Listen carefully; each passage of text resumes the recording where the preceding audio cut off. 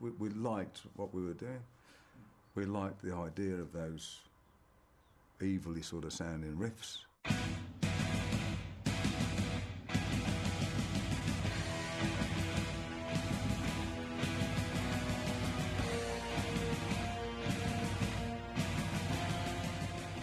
Since Black Sabbath, the sound of evil has become a defining element of heavy metal. But what makes metal sound evil? The blues scale has the flat fifth, the tritone. That's the devil's note. Like in the old days, you weren't allowed to use that note. But Black Sabbath, their title song, you know, Black Sabbath is totally working the diminished fifth, the tritone. You know, in the Middle Ages, the tritone was identified as the music of the devil because it apparently was the sound one used to call up the beast. There's something very sexual about the sound of the tritone. I think that in the Middle Ages, people who were ignorant and scared, when they heard something like that and felt that reaction inside their body, went, oh, here comes the devil. There's an ongoing battle in heavy metal to be more evil than the band that came before you. This has kept me into metal all these years. But there's more to this music than just sounding evil. If you don't have an electric guitar with really good amps and really good distortion, you don't have the core of metal. You also need to have a really strong bass sound in it. Bass with the bass guitarist and bass with the bass drums. And then usually a vocalist who soared over top of all of that stuff with usually a fairly high voice. They can't be soft, cute, sly. They have to be leather-lunged in one way or another. White man came across the sea. He brought us pain and misery. He killed our tribes, he killed our creed. He took our game for his own need. We made him hurt, we got him well. Out on the plane to sing it. But then he came too much for cream. Oh, will we ever be set free? Hey! Riding through dust clouds and barren wastes. Gotta be hard on the flames. Back when I was a kid practicing air guitar leaps off my front porch, my band of choice was Iron Maiden. I memorized every note, every riff, and every solo.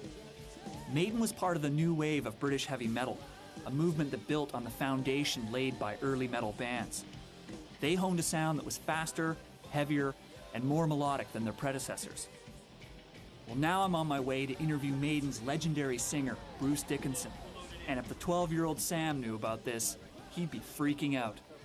But I gotta keep it together, even though I'm interviewing him on the stage of London's famous venue, the Hammersmith Odeon. I better start talking then. My intention as a front man is to try and find the guy who's right at the back of the 30,000 festival and sort of go, yeah, you. Yeah, you. And the guy goes, hey, like that. And you can do that. You can actually do that.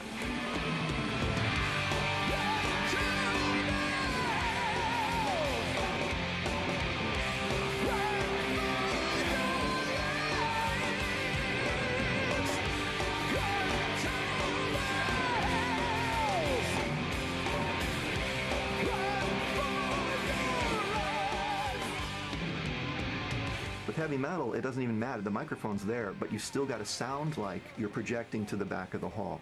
Like there's a tremendous effort involved. And so you get the return in, I think, particularly people like Bruce Dickinson of Iron Maiden or Rob Halford of Judas Priest, of this very operatic style of vocal production that was developed in the 19th century before amplification in order to reach the back of the hall. You're warming up the whole crowd. And on a good night when it all works, it shrinks whatever arena you're in, and it should, by the end of the, me in particular, because I'm the guy usually yelling at everybody and running around, it should feel like you've shrunk the place to the size of your thumb, where you can go, yeah, all together. Good night! Dickinson's operatic vocal style has had an enormous impact on heavy metal music. And although people don't associate metal with virtuosic styles of music like classical or opera, it's these influences that make metal unique. classical roots of heavy metal are fairly obvious. And I would say most of the practitioners, most of the really, really good ones, were fans of dark classical music.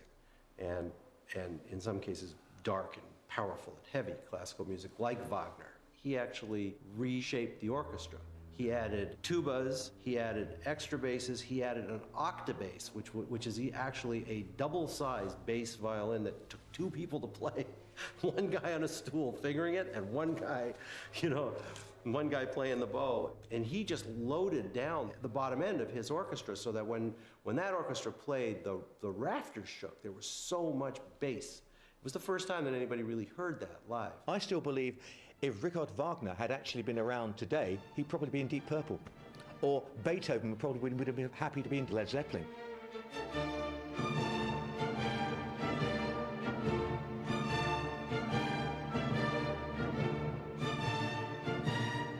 And the music itself, because it was so huge and it didn't have amplification in those days, it had orchestration, I think again belongs to that metal environment. Classical music is associated with the university, with learning and everything. Bach didn't go to college, Mozart didn't go to college. Virtuosic performers who were known as improvisers, that describes Bach as well as it describes Eddie Van Halen.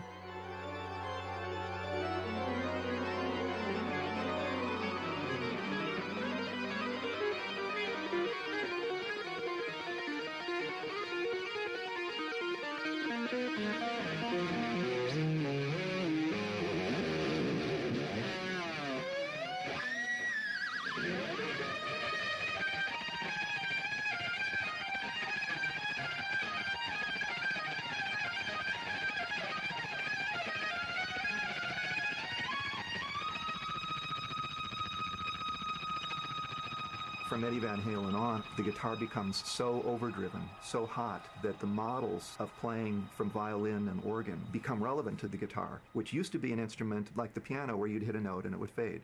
Not any longer. You hit a note, it can last forever because it's feeding back. And so all of a sudden you have the classical models being relevant because of technological changes.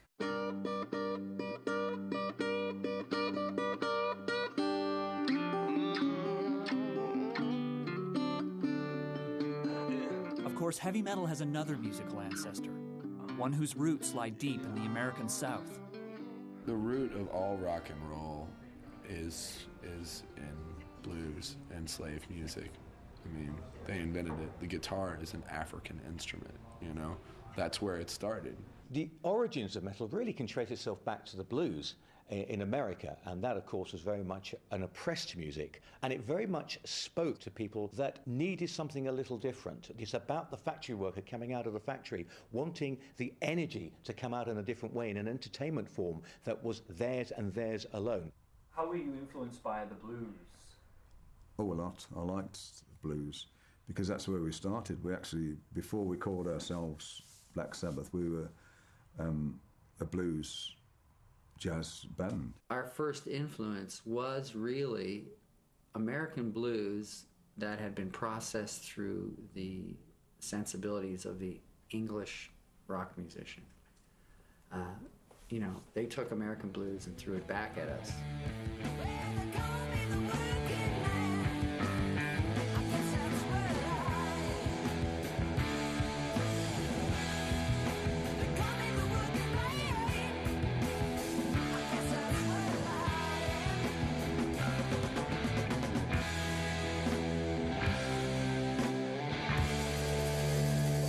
Look at the history of Black Sabbath and even of Deep Purple and certainly of Led Zeppelin. These people didn't come from affluent backgrounds, and therefore they grew up and knew exactly how to present their music to people who came from a like-minded situation. Describe Aston to me. A shithole, basically. Very rough, very not a good area. But the people, some of the people were nice. It just got run down, And I hated it living there. I hated it at the first, because my parents moved there, and of course I was with